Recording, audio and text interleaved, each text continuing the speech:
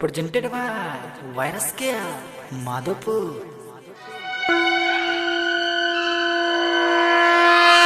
बोला बोला जोता वाली माई की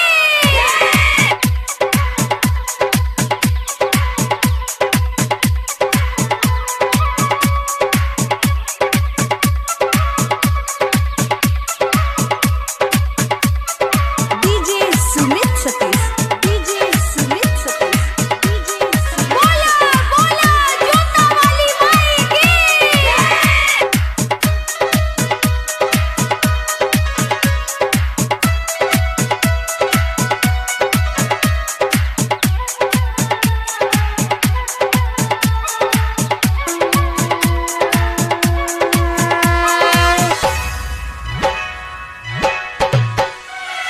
जो भी दर पे आता है खाली नहीं जाता है, सुनती है मैया पुकार।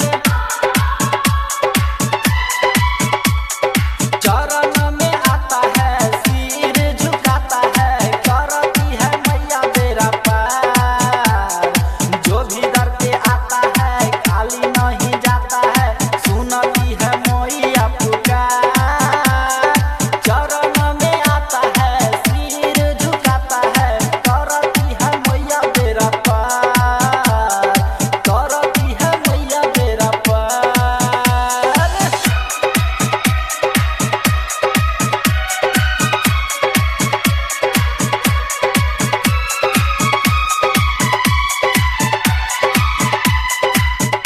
बोला बोला जोता वाली माई की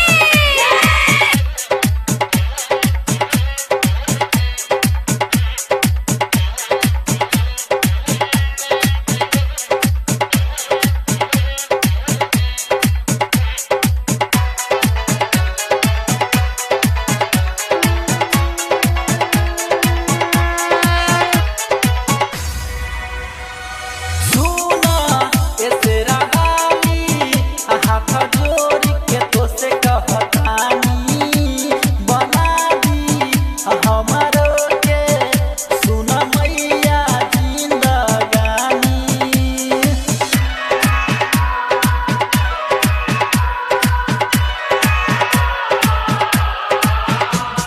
सुना ए तेरा गाली, हाथ